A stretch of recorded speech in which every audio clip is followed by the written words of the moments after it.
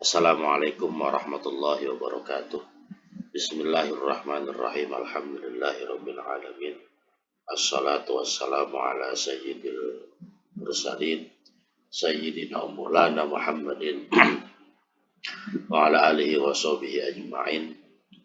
Inna ahsanal hadits kitabullah wa khairul hadi hadi Muhammadin Rasulillah. Syarrul umuri muhdatsatuha wa kullu muhdatsatin bid'ah wa kullu bid'atin dhalalah, kullu dhalalatin finnar. Qala Allah Ta'ala, qala al-mu'allif rahimahullah ta'ala wa nafa'an bihi wa bi'ulumihi fid dharain amin. Bismillahirrahmanirrahim. Para subscriber dan para pecinta pengajian, para santri, kita lanjutkan kembali kajian fikih mazhab Syafi'i, kitab At-Taqriratus Sajidah, karangan Habib Hasan bin Ahmad bin Muhammad Al-Kaf.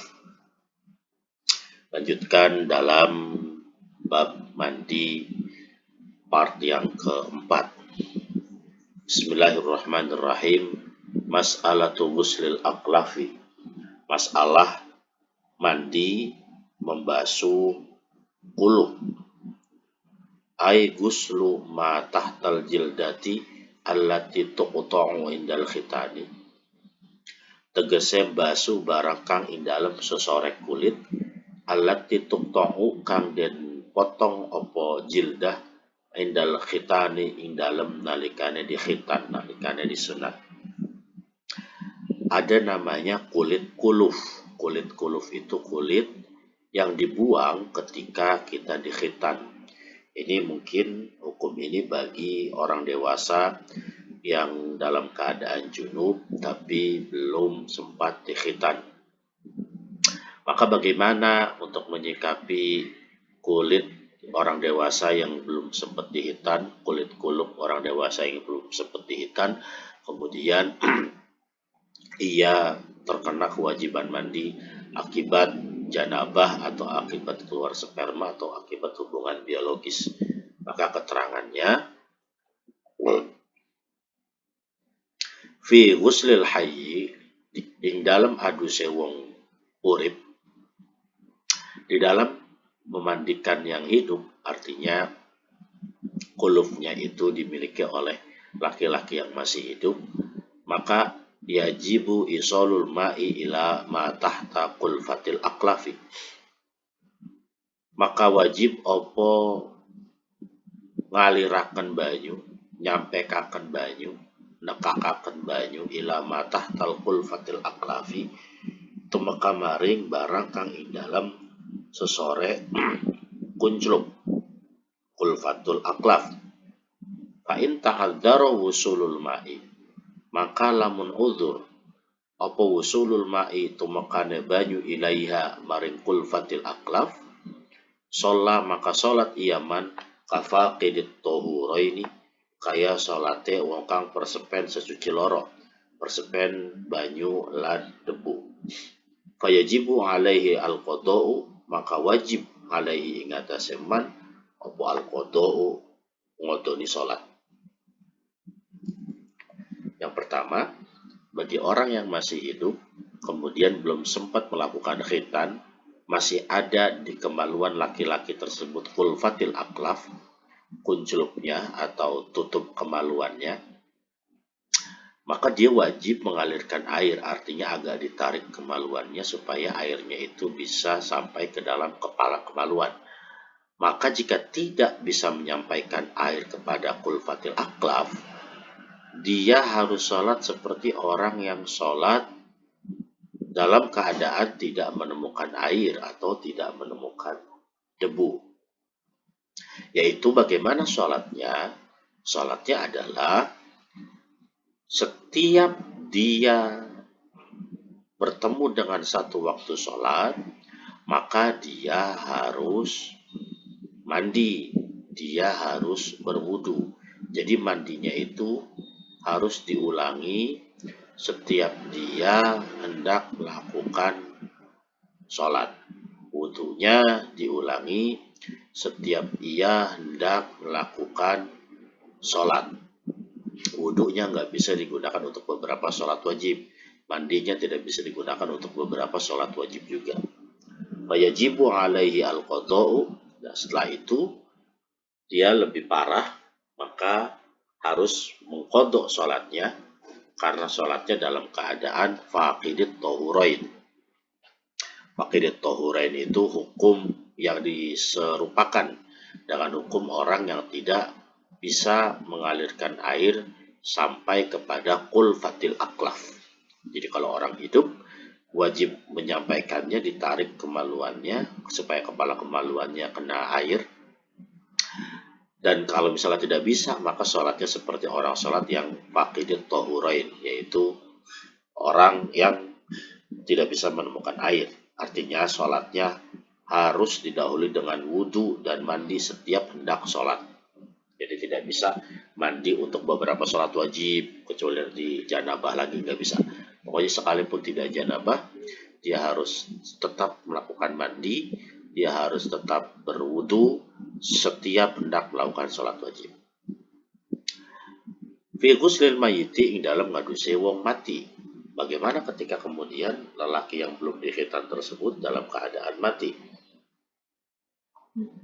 Yughassalu wa la yusalla alaihi 'inda ramli.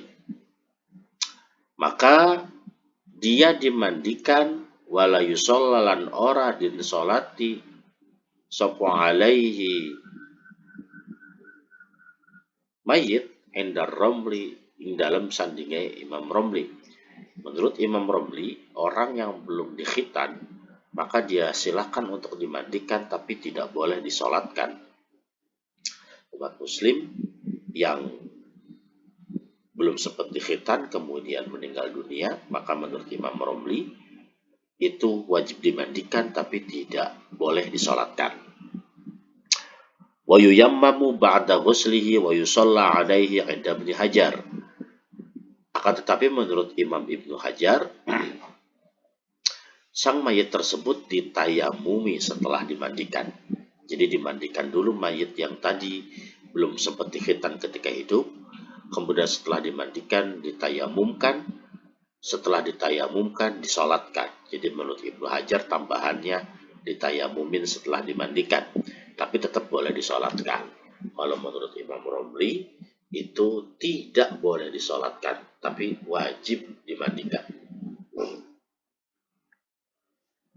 Kita baca keterangannya. Kenapa alasan Imam Romli itu seperti itu? Artinya dikatakan tidak boleh disolatkan.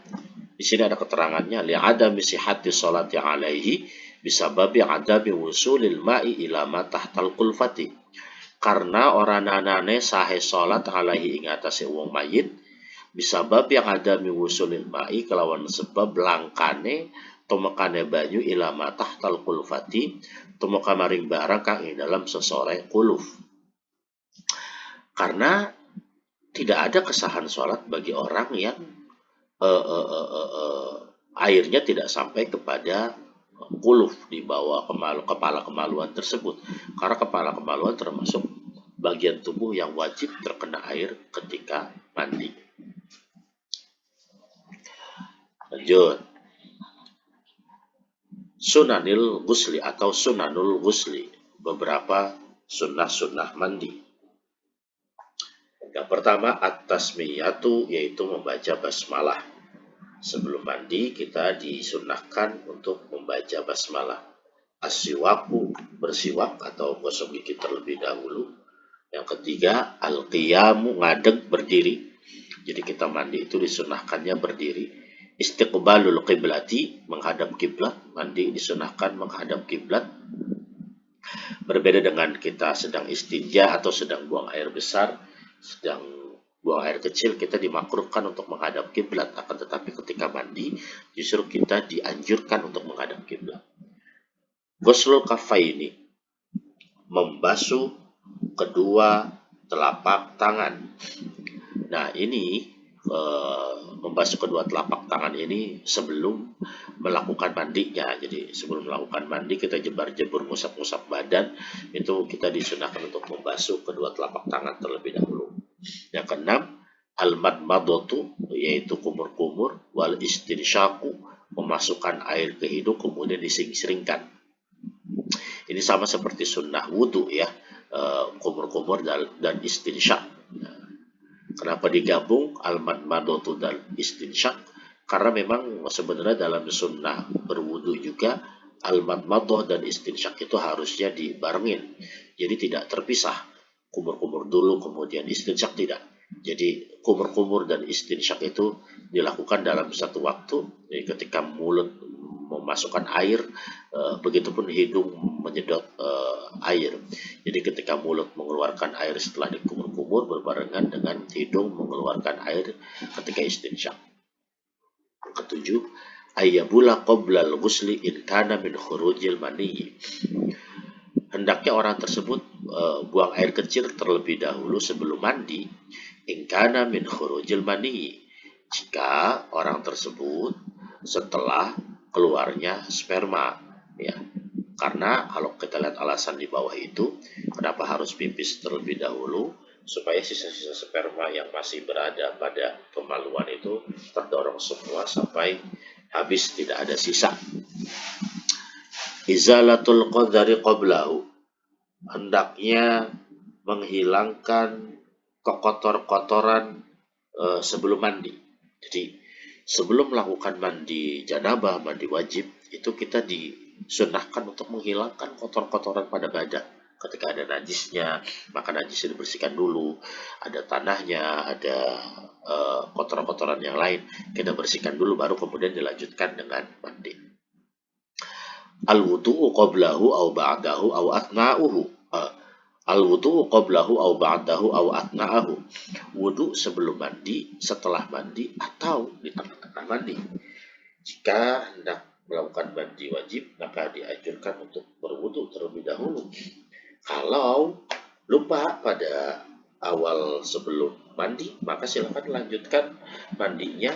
Kita bisa berwudu di athna'ahu, di tengah-tengah mandi. Atau ketika juga lupa, maka kita bisa berwudu ba'dahu, yaitu setelah melakukan mandi. Lanjut di sini yang ke-10 ada ta'ahudul ma'ati fi air al-amakin allati yukhsha adam wusulil ma'i ilaiha. Harus memperhatikan lipatan-lipatan agar seluruhnya terkena air. Maksudnya tempat yang dikhawatirkan tidak adanya air sampai kepada lipatan tersebut, yang seperti dijelaskan di atas, yaitu seperti lipatan perut bagi mereka yang perutnya berlipat-lipat atau kemudian ketiak, khawatir tidak terkena air. Seperti mohon maaf, lipatan-lipatan yang ada di dubur, lipatan-lipatan yang ada di antara fakhidain, di antara paha atau selangkangan itu disunahkan untuk dita'ahud, artinya diusahakan untuk terkena air, digosok-gosok supaya dipastikan seluruh badan kita terkena air.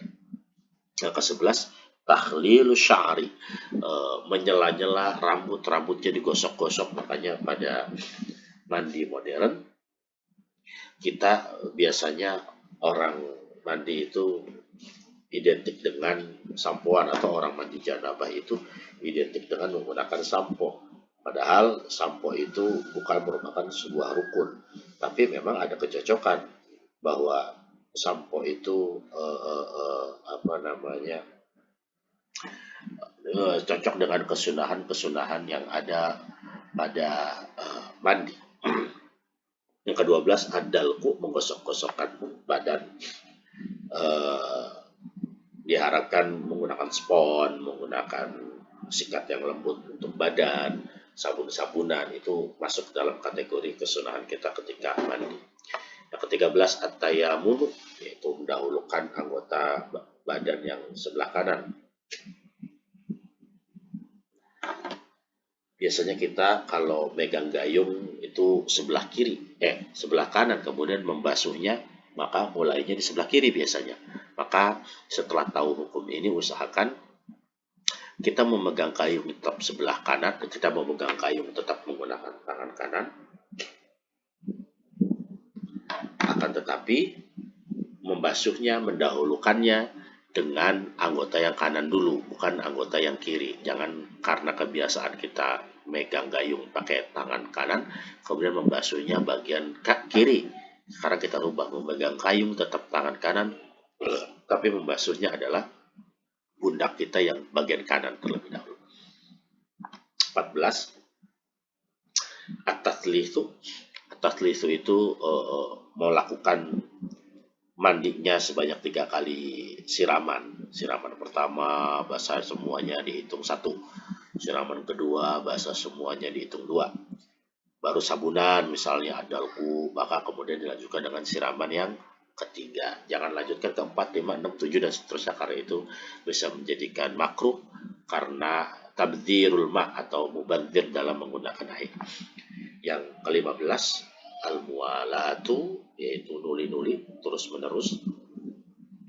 Jangan diputus ketika mandi belum basah semua, kemudian kita melakukan pekerjaan yang lain seperti lagi tengah-tengah mandi matiin kompor, tengah-tengah mandi kemudian kita nonton TV, tengah-tengah mandi kita ngangkat telepon. Itu nantinya mandinya akan tetap sunnah selama dia mengguyur badannya ke seluruh tubuh. Hanya saja dia tidak mendapatkan kesunahan mualat, yaitu kesunahan terus menerus. Jadi tidak rukun, bisa saja tetap sah orang yang ketika mandi baru membasuh kepalanya, kemudian dilanjutkannya nanti dia keluar dari kamar mandi dulu, misalnya hendak mematikan kompor ataupun hendak masak terlebih dahulu, itu tetap sah mandinya, hanya tidak mendapatkan kesunahan mualat. Atau di tengah-tengah mandi tiba-tiba ke warung dulu untuk belanja, itu tetap sah mandinya, hanya tidak mendapat kesunahan al-mualat. Ayyaktasila masturul aurati, hendaknya orang tersebut mandi dengan cara menutupi aurat. Nah, ini jarang dilakukan oleh orang-orang kita. Kesunahan ini diusahakan ketika mandi itu tetap menutupi aurat, terutama bagi laki-laki, terutama auratul kabirah, aurah yang besar, yaitu kubul dan dubur. Ya, itu diusahakan mandi itu menggunakan celana boxer, atau bagi perempuan itu menggunakan kain-kain tapi yang menutupi bagian dada sampai paha. Jangan telanjang bulat supaya mendapatkan kesunahan dalam mandi. Allah yang kusoma'uhu an so'in, hendaknya tidak kurang airnya dari 1 sok. Bisa jadi ada orang yang sah mandi menggunakan air cukup 1 sok. Akan tetapi dimakruhkan mandi itu menggunakan air yang sedikit, yaitu cuma 1 sok doang. Berapa 1 sok itu? Berarti sekitar 3 literan ya. Nah, 3 literan itu tidak dibenarkan mandi hanya menggunakan 3 liter air. Usahakan lebih banyak dari itu supaya benar-benar bersih badan. Ayat tasila fi mahallil la yanaluhu fi rasyash, hendaknya orang tersebut mandi di tempat yang tidak mungkin terjadi adanya percikan air. Jangan sampai air yang kita basuhkan ke tubuh kita kemudian jiprat lagi ke bak atau ke tempat kita mengambil air tersebut. Usahakan kolamnya itu berada di atas tempat kita mandi, jadi jangan sampai air bekas mandi kita cipratannya balik lagi ke dalam kolam atau ke dalam ember bekas kita mandi, terutama orang-orang kita yang mandinya masih menggunakan ember atau mandi pakai air hangat, itu biasanya cipratannya nyampe ke bawah. Jadi tadi disebutkan sunnah-sunnahnya, terutama yang tadi sering terjadi di kita itu, kadang-kadang ada orang yang mandinya duduk, itu lebih baik mandinya berdiri, ya jangan duduk karena supaya mendapatkan kesunahan. Al-kaifiyatul masnunatul lil ghusl, tata cara sunnah dalam pelaksanaan mandi. Ayuzil al-qadharu qablahu, hendaknya menghilangkan kekotor sebelum mandi. Min maniin, dari sperma, au najasatin, atau dari sebuah najis, kabaulin, kayak pipis. Jadi setelah pipis mentang-mentang nanti mandi jadi nggak cebok lagi, jangan. Kalau bisa tetap cebok terlebih dahulu baru kemudian mandi supaya mendapat kesunahan au ghairi dzalik dan lain sebagainya. Yang kedua, ayastaqbila al-qiblata nyentah ngadep iya wong al-qiblata ing kiblat. Wa ya'tiya bil basmalati dan lan nekani iya wong bil basmalati kelawan maca bismillah, summa siwaki nuli kelawan siwakan, summa ghuslul kafaini nuli ngumbah epek-epek loro, sumal madmadoti wal istinsyaki nuli kumur-kumur lan istinsyak talatan ping telu kelawan ping telu wayan wiya bidzalika sunanal ghusli lan niat sapa wong bidzalika kelawan mukono-mukono kang den sebut sunanal ghusli ing pira-pira sunnah hadis. Tahapannya yang pertama yaitu membersihkan kotoran terlebih dahulu. Ketika ada sperma, ada najis, ataupun ada sisa pipis, itu dibersihkan dulu sebelum mulai mandi. Kemudian pastikan tubuh kita menghadap ke kiblat dalam keadaan berdiri, yaitu berarti dadanya. Kemudian sebelum membasuh badan, kita baca basmalah dulu. Kemudian setelah baca basmalah, kita gosok gigi. Setelah gosok gigi selesai, kita membasuh kedua telapak tangan. Setelah membasuh kedua telapak tangan, kita lanjutkan bersamaan berkumur dan istinsyak, ya dilakukan secara bersamaan. Dan untuk madmadah dan istinsyak ini talatan 3 kali. Kalau siwak batu kafain ini tidak disunahkan untuk talatan. Wayang biya bidzalika sunnah muslim, kemudian kita niatkan bahwa hal-hal tadi itu adalah sunnah-sunnah mandi. Kemudian setelah itu ayaghsila farjaihi wa ma hawalaihima, nyentah basuh ia man farjaihi ing parji lorone man wa ma hawalaihima lan barang kang sekitare parji loro. Apa farji dua itu? Yaitu kubul dan dubur. Jadi hendaknya dia membasuh farjinya terlebih dahulu, baik kubul maupun dubur dan sekitarnya. Biniyati rofil janabati anhuma, kelawan niat kangkat janabah atau kelawan niat ngilangaken janabah anhuma saking karone farji loro. Au biniyatil guslil masnuni, atau kelawan niat adus sunnah ka guslil jum'ati kaya adus Jumat. Nah, jadi ketika membasuh farjinya ini, kubul dan dubur itu diniatkan dengan niat mandi sunnah. Yang keempat, al wudu'u qablahu kamilan, wudu ing dalam sedurunge adus kamilan alias sempurna. Sebelum melakukan proses mandi yang seutuhnya, kita dianjurkan untuk wudu terlebih dahulu secara sempurna. Ai bisunanihi, maksudnya wudunya itu juga bersamaan dengan sunnah-sunnah wudunya. Wa yu'idu siwaka wa ghuslal kafaini wal madmadata wal istinsyaqa. Walaupun tadi sudah istinsyak, walaupun tadi sudah siwakan, walaupun tadi sudah gosok gigi, walaupun tadi sudah membasuh kedua telapak tangan, tapi ketika berwudu yang sebelum mandi itu, payung itu maka baleni sapa wong asiwaka ing siwak, lan basuh kepek-kepek loro, lan basuh lan kumur-kumur lan nyerot baju irung, itu tetap harus dilakukan lagi, ya wudu seperti sempurna. Wa yalzamu ayasturu indahu sawatihi, lan wajib ing wong apa ayasturu indahu nutupi ya wong indahu ing dalam sandinge wong sawataihi ing farji lorone wong. Kita lihat di sini sawataihi itu apa keterangannya. Nah, di anal aurata fil khalwati ya asawatani. Asawatani itu kubul dan dubur.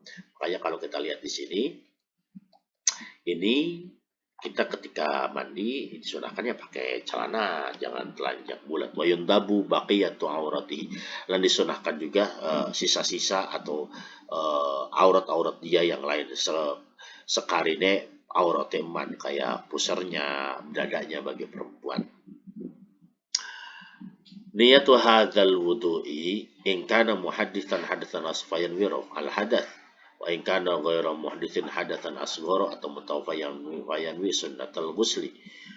Kalau kemudian dia hadas kecil, dia tuh sebelum mandi dia punya hadas kecil, maka niatkanlah wudunya dengan niat rif'al hadas. Tapi wa in kana ghairu muhditsin, dia sebelum mandinya itu tidak berhadas. Eh, Hadasan asghara, sebelum mandinya itu dia tidak punya hadas kecil, hanya punya hadas besar saja.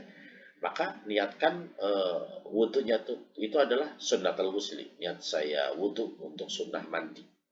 Kama qala sahibus Sofwatiz Zubad, seperti yang dikatakan oleh pengarang kitab Sofwatuz Zubad. Kemudian yang kelima, yufidul ma'a ala ra'sihi. Yufidul ma'a ala ra'sihi.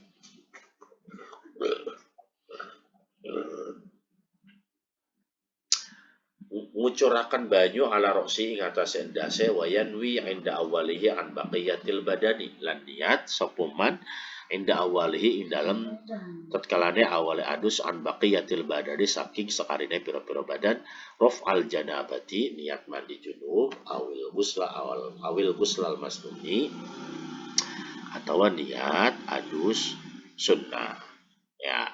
Itu jadi mengucurkan air di kepala sambil berniat dia rof'al janabah atau rof'al atau al-guslal masnun, nawaitul guslal masnun, nawaitul guslal rof'il janabah, boleh.